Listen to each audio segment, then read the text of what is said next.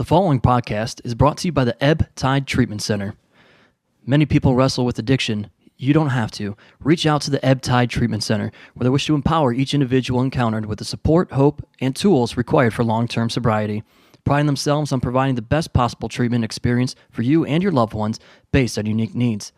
They're committed to breaking the stigma that plagues those suffering with addiction and their families by educating and bringing awareness to the community.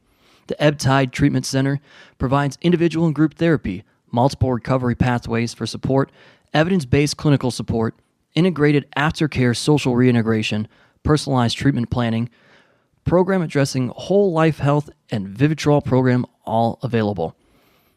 If you or someone you know is struggling with addiction, reach out to them at ebbtidetc.com or call 844-430-4357.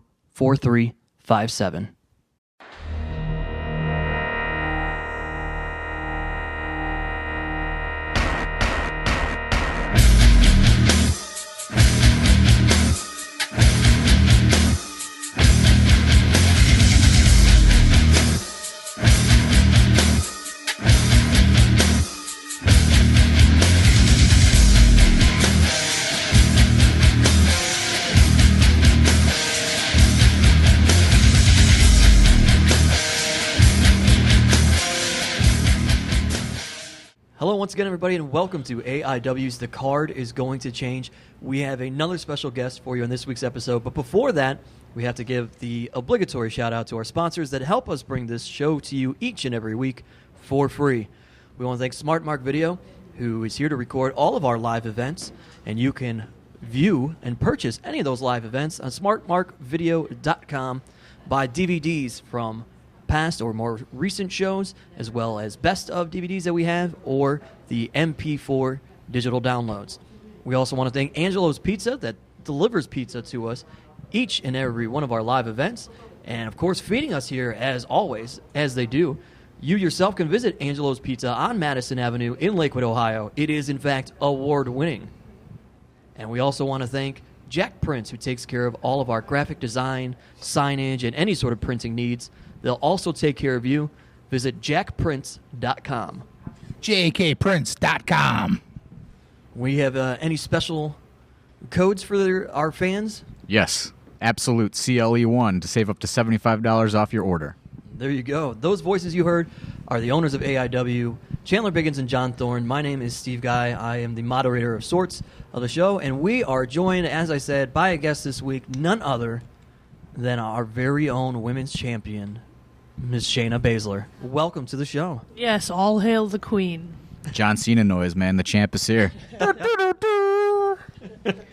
Fresh off of all sorts of flying, back in the States from a long trip overseas in Japan. Yeah, let's just get into it. People want to hear about your Japan trip. Yeah. How'd it go? My liver survived, although barely. Did you go to Roppongi a lot? There were a few visits to Roppongi, a few to Shinjuku. Did you tell everybody about the business that you're going to bring to America now? Yeah, I need to find a way to get Strong Zero here in the States. I What know it's been done. I've been on the internet. It's like, there has to be a way. That stuff is... What is Strong Zero? Explain Yeah. it to everybody. I have no idea. Zero is like... It's like a 9% alcoholic drink that you can buy in the convenience stores there, everywhere, and it just messes you up. Can we swear on this show? Yeah. Absolutely. It fucks you up. And it doesn't, it's not, like, it's not head in the toilet mess you up. It's like, I'm feeling crazy. It's like mess you original up. Four Loko? Kind of, but That's like, what it sounds like. Yeah. Yeah, but like not as sweet. Sounds like ecstasy to me. It's the best. And anybody that's been over there to experience it. And what's crazy about it is that in Japan you can just buy these in the station and then crack them open and like walk out the door and drink it as you're walking. Open down the container? street. Like, are you allowed to drink yeah. everything on the streets in Japan? Yes. Oh, that's amazing. And what's crazy about that is we were discussing, you know, if we did this in the States, like if they suddenly made it like, hey, everyone in the States can just drink everywhere, there'd be fights and crazy stuff. I And think like everybody would love Japan everybody. is not like that. Like I mean, I'm not really into sports, but when the Cavs won the championship, it was like open container was legal in Cleveland for 2 weeks. It was great. Yeah, everybody was just hugging people. Not Long Cops Island. were just like, "Hey, we won. Yeah, Who cares?" cops were all on board. But it was like- the cops were part of it. They were. It was like 2 straight weeks where you could just drink whatever you wanted on the streets of Cleveland. Nobody cared. Like, you'd walk outside and you'd be going down the street with a drink, and cops would be like, hey, hey, hey, hey. And you'd be like, Cavs, am I right? And they're like, yeah, go Cavs. And it was, I mean, that's kind of probably, I guess, how I envision Japan. That's probably the closest I'll ever get to being in Japan, I yeah, think. yeah. How long were you in Japan? 10 weeks. Oh, man. Not quite 3 months. I would have been there 3 months, but I had to come defend the title. She's got to come back and defend that belt. You have to. I am a fighting champion. I can't just sit on it and skip town. She's the most serious champion we've ever had. She polishes the belt. Polish the belt. After, I yeah, take tell pride that, in winning. tell that story. Okay, so you win the AIW. No, I don't want. No, don't tell that story. I want you to Oh. tell people that I have seen pictures of you. You sleep with the belt in your bed. There was. You really cherish this We belt. took a photo set that night, and I was supposed to like tweet something along the lines of "Last night was good for me," and I never did. So now I just have these odd I've seen series them. of photos of me in a bed with the belt. Well, that- I'm glad you cleaned them though, because that was a dirty belt when you wonder got how it. the polish happened. Yeah, what did you use to polish that belt? It was toothpaste. It's Toothpaste? yeah. Do you want to take all the belts home with you that we have now? Does that make I suddenly wonder why I'm like the champion of everything. Yeah. Tag champ, intense champ, absolute champ. Make you a little nervous, like brushing your teeth when Shayna tells you, "Oh, I polished my belt with toothpaste," and you look at what that really did, and you're like, "Oh, that's going in my mouth." No, man. I mean, she made it look clean, so I assume Yeah, that's gonna make my that's- teeth clean. That's true. Especially if you got like gold ones. So yeah, Steve, you got a grill? I don't have a grill. That'd be sweet. Let me see your grill. Those new 8x10s that Shayna has, she looks like one of them. She looks like it's a hip hop album, man. She might have a grill. I did look at Thorne's Facebook today, and somebody left him a flyer for a Paul Wall barbecue, and they're gonna have a winner that gets a free grill. Oh, that's good. Sweet. So I need to get one still. I should Yeah. talk to Britt Oh, Baker yeah. and like get a grill Got put in there. that. Got that tooth I bust. think she's a little higher than like the grills. You got to go to like Parmertown Mall to get a grill. Yeah, she does like the real dentistry work. Randall Park Mall. Yeah, that's close. So let's go. Maybe let's go backwards, since this is AIW's podcast. You just got back from Japan, but before that, of course, you had your introduction into AIW, and that was, what is that, over a year now? That Is would that be right? Or about a year? A Right year about in a April. yeah, 1 year in Yeah, April. almost a year. I've known you for a year. Yeah. It's been a long year. So long. Wow. Both of us. Put it that way. You rolled into Cleveland, and She it just changed gets all your my world. drunk text messages in the middle of the It night. didn't change my world. I'm changing Cleveland. Oh, okay. Come What on. was your first impression when you rolled? Because you I don't don't know if we want to hear that. I do. You were new to wrestling then, and you still relatively are. So you had. I remember as a story. You came up to us after your match, and you only had like 8 or 9 matches Yeah, at that I point. think that was my 8th match. Yeah. My debut for AIW. So you're brand new into wrestling. At this point, you've had, double digits, obviously, but are you pushing like 100 matches at this point? Because you've been wrestling I don't know. almost It's- every week. Yeah, and like like in Japan, you're working like 3 shows a weekend and Yeah. crazy. Like the schedule over there is crazy, but I've had enough that I've lost count. We'll say it that way. Do you think when you were in Japan that really helped you kind of develop? Yeah, I think because you don't have time to sit and think of. I think one of the hardest things starting pro wrestling is that you want to do everything. Right, You like want to do Yeah. every move, and every new move you see, every little GIF on Twitter that you see from some little indie show, like Is you it- want to do.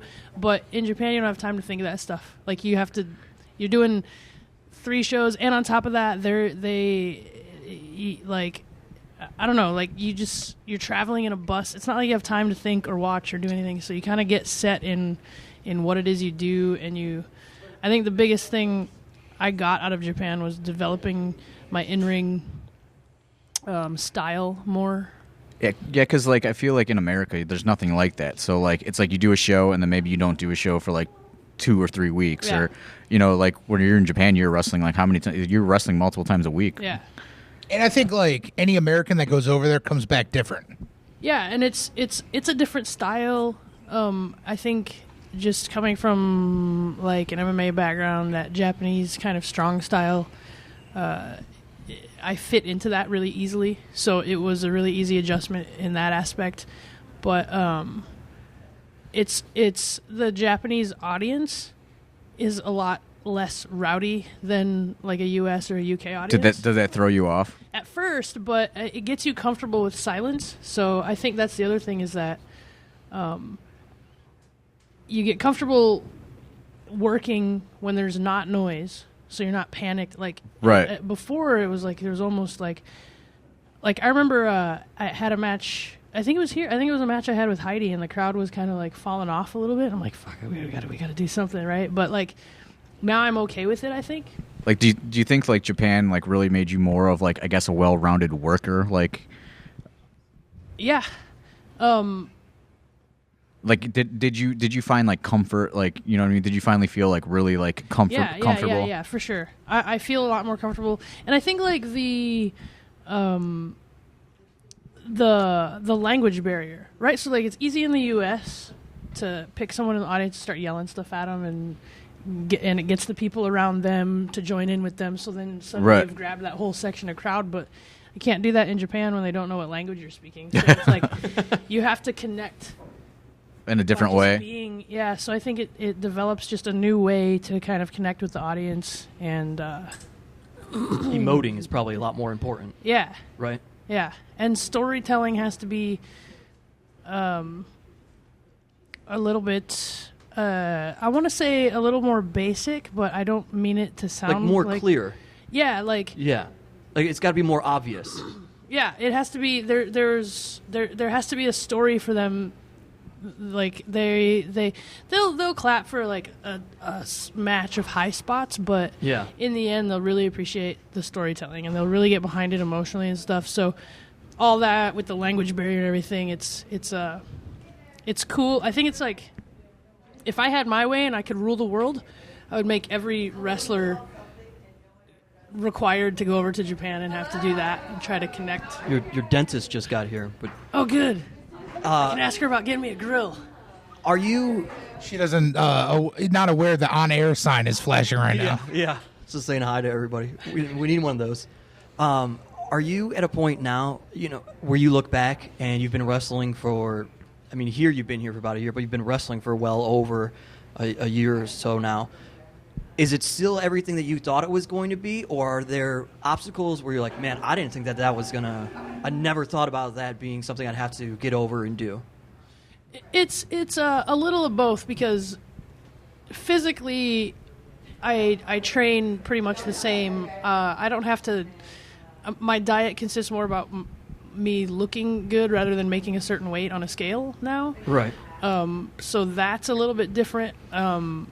But my workouts are the same, and like the physicality, the punishment is very similar. So that isn't surprising. But I think what is surprising is the pro wrestling fans as a whole are so different from MMA fans as a whole. Sure. And I wrote a blog about it.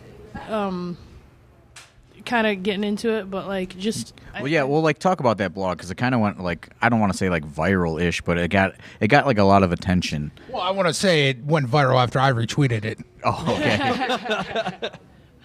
As everything does. Yeah, I got a lot of followers, man. So yeah, just kind of like, I guess, talk about that and like what you were what you were trying to say. A response to a guy. I was on the Stardom. I like to pay attention, not so much because fan comments.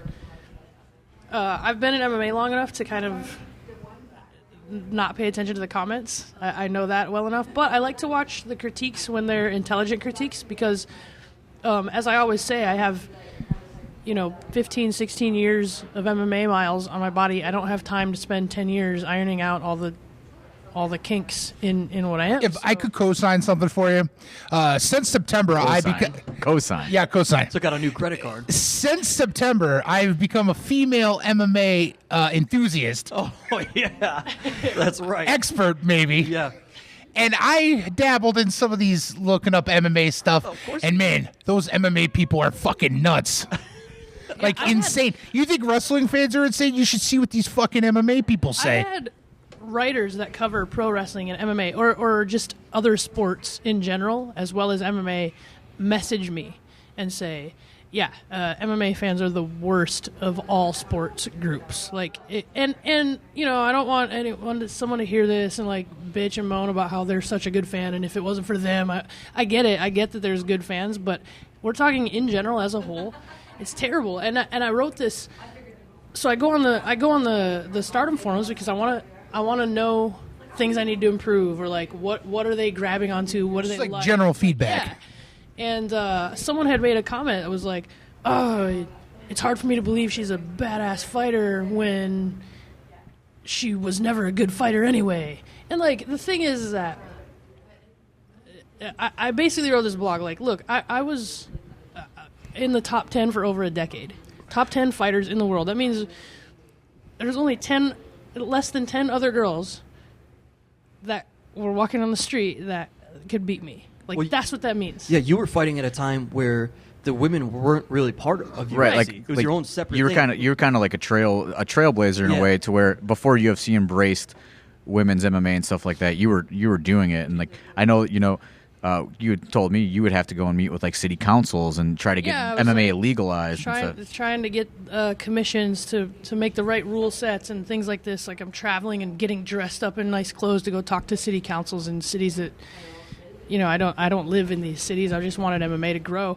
But, like, I basically was like, look, I've done all this. I'm not just another wrestler who, and again, not to talk down on anyone, but, like, it's not like I just take jiu-jitsu 2 to 3 times a week because I'm interested in it. Like, this was my life for so long.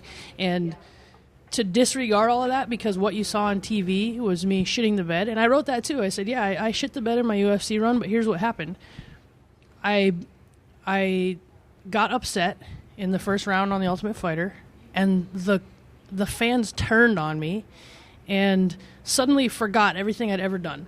And so they were very loud about like how overrated and you're Ronda's friend and you've never done anything and and all this stuff. And so when I have another opportunity in the UFC and it comes to a point in the fight, and not to get too much into it, but I remember the exact moment that I had this kind of nonverbal conversation with the girl I was fighting. Like, we made eye contact. It wasn't worth it to bust my ass and work hard to win when it was just going to get forgotten the next time anyway. As soon as their Twitter timeline changes, history is erased, and it's shitty. And it's the shittiest thing about MMA fans. And now, in general, pro wrestling fans have a good, healthy respect for the history of the sport. They're very loyal, yeah. Yeah, and so you'll get these guys that... You get these old-timers that have been wrestling for like 30 years that come to do these indies shows, and they're probably not putting on the best matches, but dang, they get respect from the audience still, you know? And that's one of the things I really love about wrestling that broke my heart towards MMA. And I kind of wrote this blog that I didn't mean to be this like heartfelt love letter to pro wrestling, but that's kind of like what it turned into. But and, you know, back in the early days of MMA, it used to be like that. But then I think it just, you know, it got mainstream. It's kind of like we can all agree that there's a difference between a WWE fan and a pro wrestling fan, right? Sure. Yeah, so, absolutely. That's how the UFC and MMA is now. But I don't know. It was just like one company's bigger than the sport almost at this point. Yeah, and to disregard everything that people have done. And there's people before me. I'm not claiming to be the first or only, but to disregard things. I mean, you saw it kind of happen to Ronda, right? She's the reason women are in the UFC. She's setting records. She defends the title 7 times. All the fights totaled like 3 minutes total, and like then she loses one time, and she was like nothing, and the whole world turned on her. And it's. I say this like. I could tell you similar stories about all these different fighters, but I wonder if MMA fans really know how many great fighters' careers they ended early just because they broke their heart.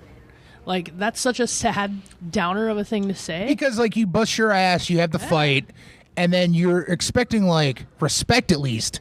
Yeah. And then it's like, you get none of that, so what did you just work for? Exactly.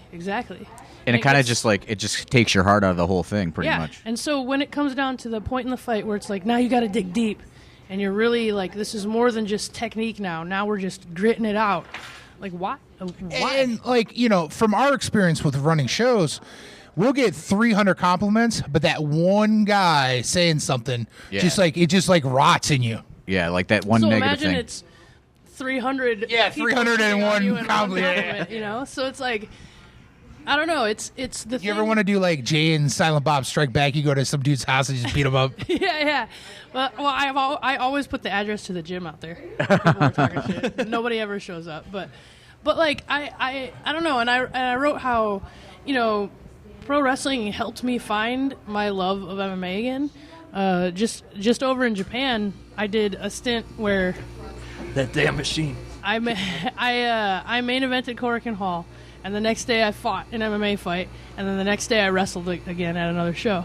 So I was running on like 2 hours sleep over these 3 days, traveling and wrestling, and I loved it. As soon as I got out of the ring, that last wrestling match, my body gave up on me, and I got a big fever and a cold, and I was sore and everything. Yeah, because that's an insane schedule for anybody, but you're in a foreign country taking buses between the 3 stops, and it's like, you know, you get no good rest, you get no good, like, relaxing time. Yeah, and so, but I loved it, and I had fun. It's the first time in years, and Josh said it too, I had fun in my MMA fight. It was fun, and it's been a long time since I can say that fighting was fun, and it's because of pro wrestling. Because you're almost like rediscovering it. Yeah, I think too. I'm representing. I spent so long in MMA trying to tell the MMA world, you know, this is pro wrestling, this is entertainment, and now I feel like the banner I'm carrying in pro wrestling is like, remember, guys, this is a fight. Yeah. And so I think like, my motivation in that MMA match was to just show that pro wrestling is strong.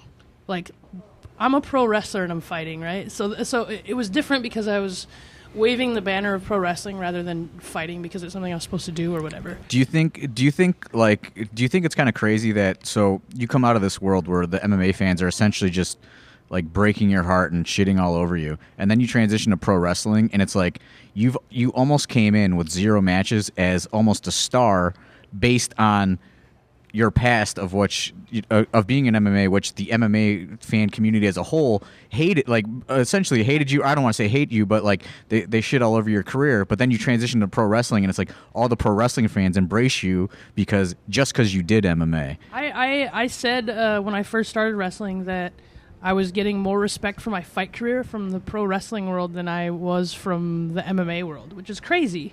But now that I've been around both fandoms, it makes sense to me just because, I don't know, I don't know why MMA is that way. I don't. Like I said, I've had talks with other sports writers and stuff, and I don't know what it is about MMA that makes the fans the way they are, because they aren't like that in other sports. But they get pissed off at football. Yeah, but people don't say, like, I'm a Vikings fan, so I know all about being a fan of a team that can never get there, right? Sure. So, like, but like, it's not like we know that in this town, like, the Cleveland Browns. More Super Bowls than imagine this. Yeah.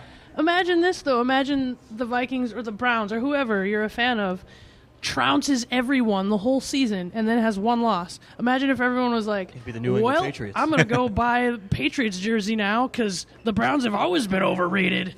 Look at their schedule. Like, that's not what happened. They might say, that was, I can't believe they'll nitpick and quarterback from their couch and all that. But the way they turn in MMA is really specific to MMA, and I don't know why that is. But, I found a new way to love MMA, and I found something that I love.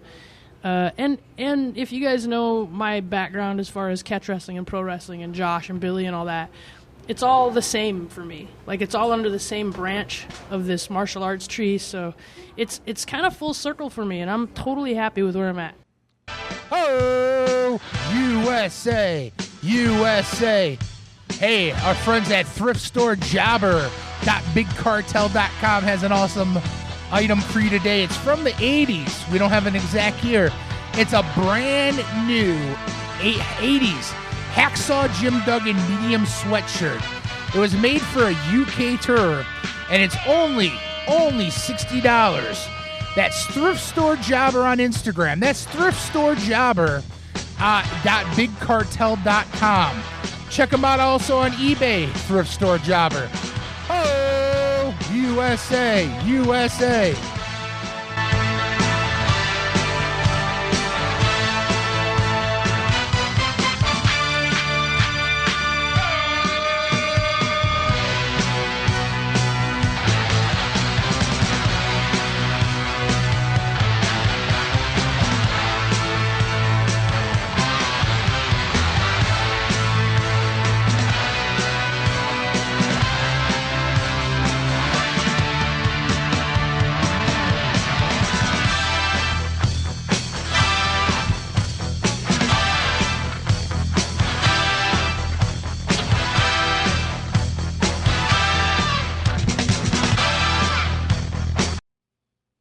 Do you feel like pro wrestling was almost like therapeutic for you in a way, like to like work out some shit in your head or something? Yeah, like, absolutely. I think pro wrestling helped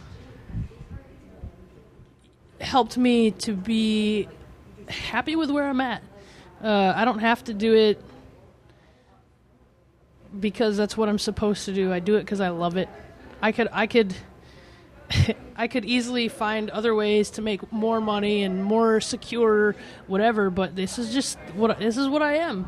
This is what I love. I've been a pro wrestler even the whole time I was fighting. So, well, and I think that to kind of bring it to one big moment that you had specifically here at AIW in Cleveland, your love of wrestling has shown to the fans, and as John said earlier, they just immediately embrace you. But he kept growing, like your star here kept growing and growing. And people fell in love with you so much to the point that last September, you become the women's champion here at AIW. And it's like all of your worlds collided because you have your best friends here and what is probably the biggest moment in your wrestling career at that time. And just the reaction from Who's your best friend? Noelle Foley. Noelle Foley was here. Yeah. Frank the Clown? Frank the Clown and Noelle Foley were here. Ariel Hawani? Yeah. Wade Ting? Which is truthfully, awesome, too, it was great because the MMA world, a lot of people from the MMA world were here. The show, and not to like kiss anyone's rear end, but the show was booked very intelligently for the UFC being in town. Oh, please, by all means. By all means, I mean, the UFC put us over. was in town the next night. How many of the 20 matches were booked right here? The weigh-ins had just gotten over and the show started, so all that media didn't have anything to cover. They came over to the show because here's a bunch of us UFC, ex-UFC fighters or whatever on the show. Yeah. Of course, Rhonda's in the building, so there's all this kind of buzz around it, and they came in, and I think like the general idea of what pro wrestling is to someone who's not a pro wrestling fan is that it's this cheesy kind of campy 80s WWE stuff, right? But I think to bring them in, to bring people that are very MMA elitist in, like if it's not MMA and real fighting, it's garbage. To bring them in to see an indie show, like a proper indie show, I think it helped cross a lot of bridges, you know? So it was great. And I think if there's a moment, like that's a good moment to kind of brought everything together for me, you know? Well, two things about Rhonda coming. Number one, when you that's her best friend? Yeah. Sorry. I thought it was Frank the Clown. Sorry. There was another friend here, too. Not just Rhonda Biggins. Jeez, oh, yeah, man. Jess, dude. Jess was here. Which one? You got to pick one. Who's your Sophie's choice? You got to pick which one's your best friend. I said best friends, plural. Well, the three of them pull up, and former AIW cameraman Justin Doan, who started his camera with a pencil, runs up and tries to open the door on you guys. No, he tries to get a picture with Rhonda before she parks her car. Yeah, like a paparazzi and she picture. She doesn't even have it in park. She's got her foot on the brake. and she takes off, and I go, oh, she ain't coming back. That's it. He told me that. I go, no way she's coming here. You see Justin Doan try to open your car door. But like a werewolf coming at you. But we don't talk about that.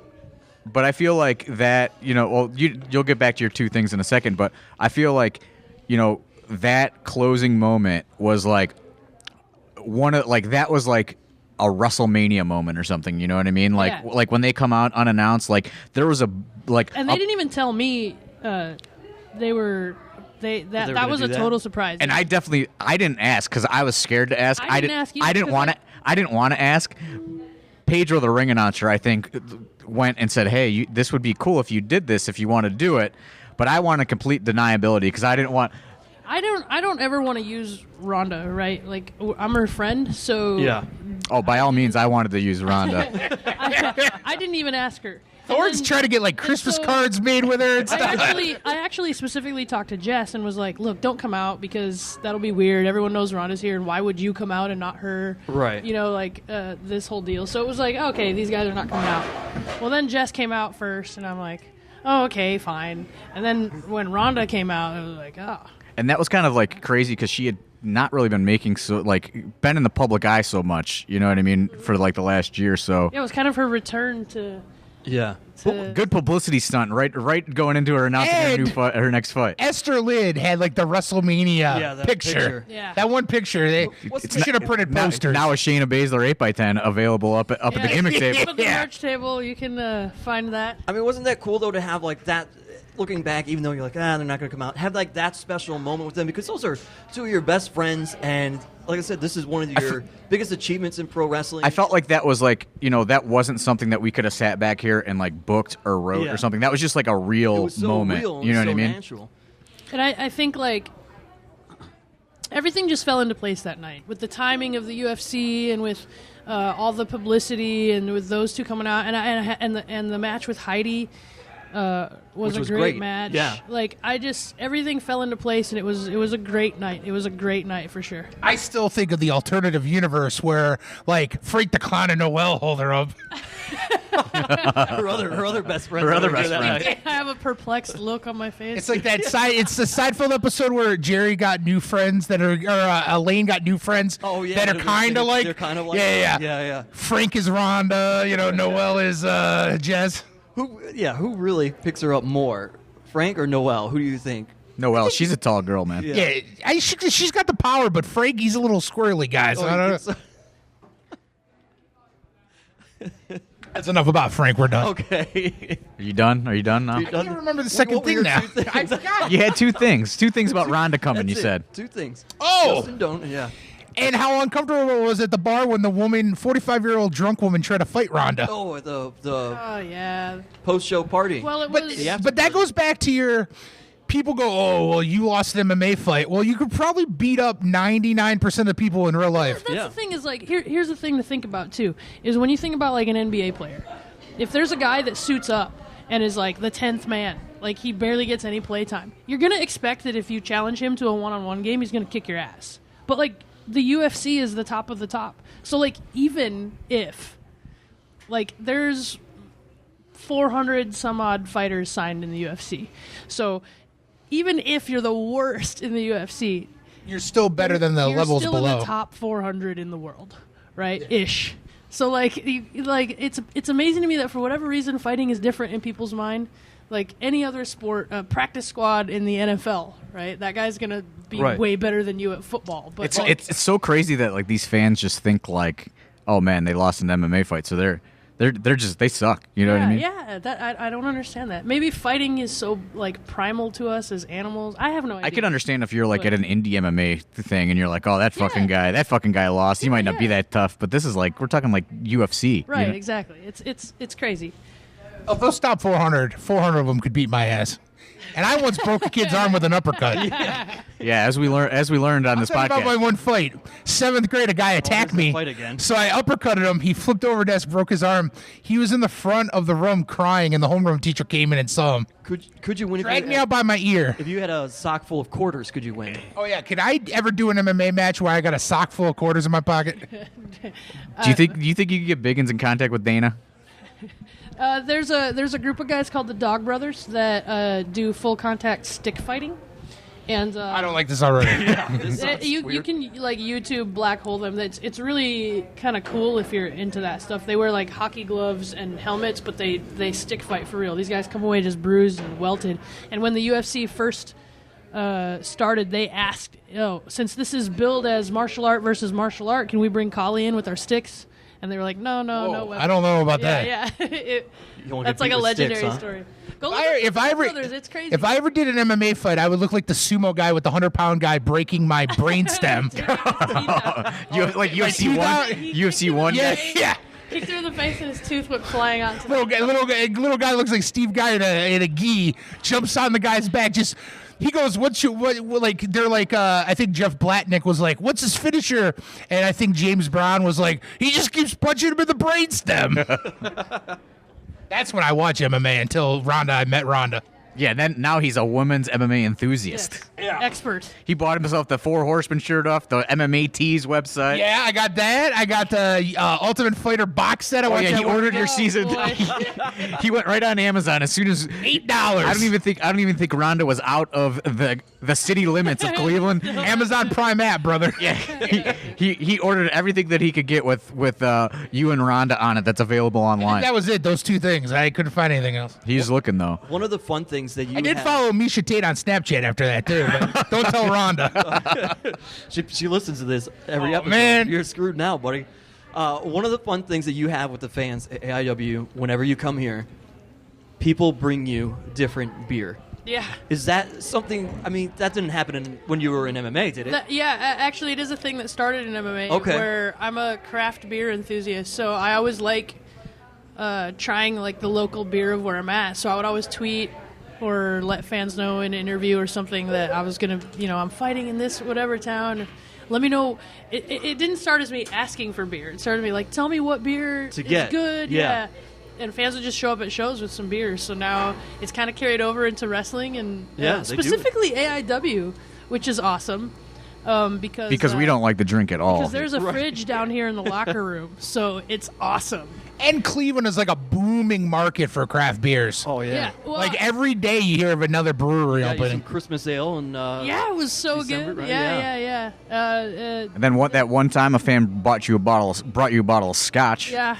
oh, hey, Johnny Walker. Johnny Walker. my one true love, which I never lets me down. which I do not like scotch, but Rhonda was giving them out, and I couldn't say no to that because I just wanted to have the story. Frank the Clown wasn't handing them out? No, Frank the Clown did not have this. Did not have the no scotch. How many times are you going to bring him up on Shayna's episode? Yeah, I'm gonna give him my seat on the podcast. I think you keep bringing up this werewolf story. I'm gonna hand over the reins to old Frank. Oh, So, yeah, you get all this free beer all the time. But I guess the ultimate question is at what point in your life did you decide you were going to make this transition into pro wrestling? Like, how did it happen? Because it seemed to happen pretty quickly.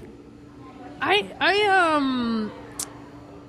am friends with Kyle O'Reilly and Bobby Fish in Ring of Honor, and so they called me up and they're like, "Hey, do you want to walk us out to the ring and whatever?" And I couldn't do anything because at the time I was still with the UFC, so I couldn't take any bumps or anything. But a guy had seen me in the crowd and was like, "Hey, so you wrestle? I wanted to book you." And I'm like, Nah, I can't. I can't do it, and just bothered me forever. And then I ended up tearing my ACL in my last UFC fight, and we knew they were going to sit me on the bench for a while. Like, unless you're Ronda, you only fight like once a year as a girl. And I basically we asked him like, will you allow Shayna to work some pro wrestling stuff to make money since she's not going to be able to make money fighting? And they were like, no. And so we were like, okay, well then how about we do not renew the contract? Okay.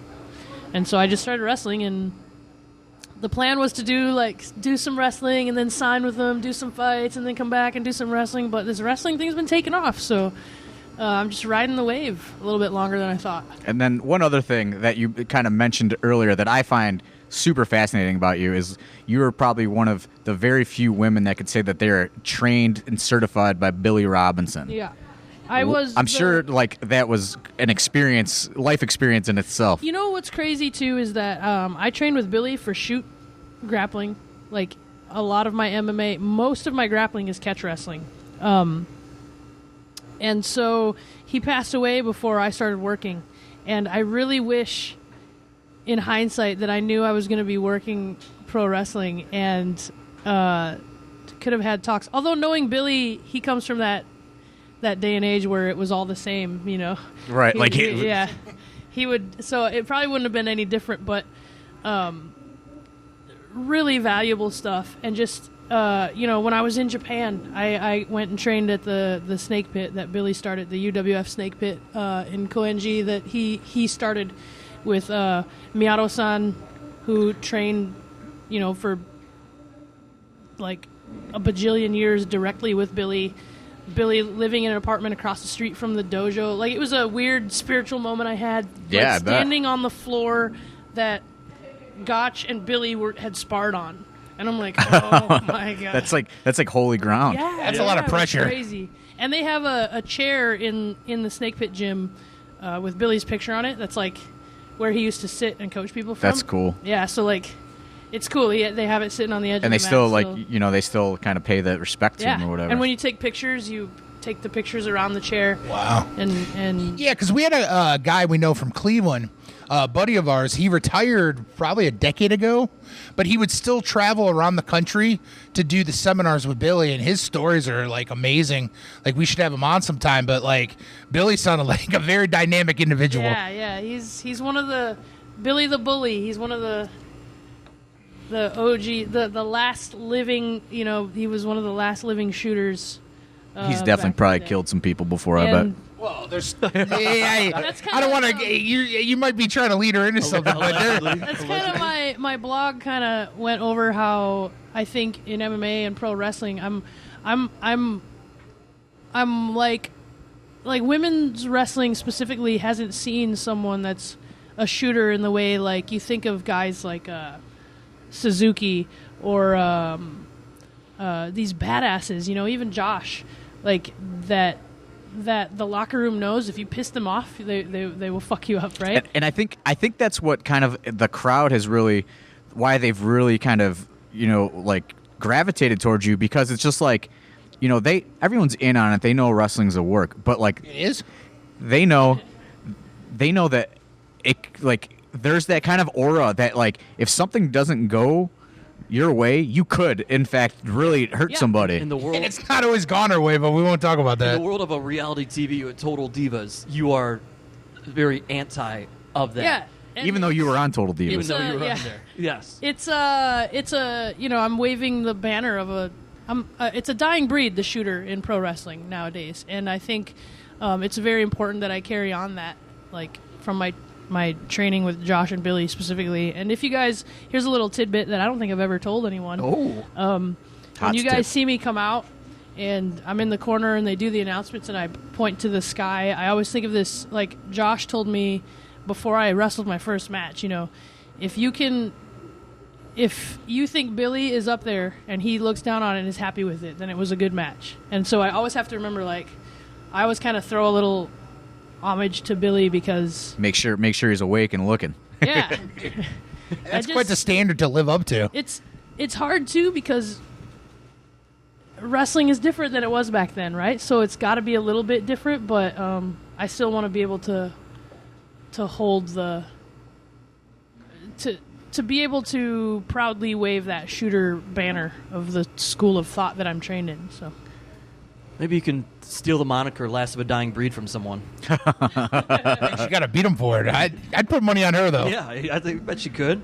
So, I mean, I guess, we'll wind it down because especially Orlando Eddie. Yonkers Eddie, she might have a fight. Yeah, but she might have a tough time with Yonkers Eddie. Orlando Eddie. Orlando Eddie's a pushover. Yeah. But, so, I guess ultimately, what are your goals and everything going forward? Are you just seeing what happens? when I was in Japan, I had talked about how there's a lot of girls that their goal is to get signed and all this stuff. And I would be totally happy if that happened, but I think ultimately, I really, this is going to sound really cheesy or whatever, but I really want to honor my teachers. And just like I was talking about with Josh and Billy, I really want to carry this flag. Nobody in women's wrestling is doing it. There's a couple guys you can name, male wrestlers, that are still around. I named a couple, but like, there's no girls that are doing it, and I think I feel a responsibility to honor that. And I think even if I did end up get signed, if I totally forgot about what it is I'm supposed to represent, I wouldn't be happy with myself at the end of the day. So no matter where I'm at or how far it goes or viral things get. I hope I'm honoring the lineage of where I come from.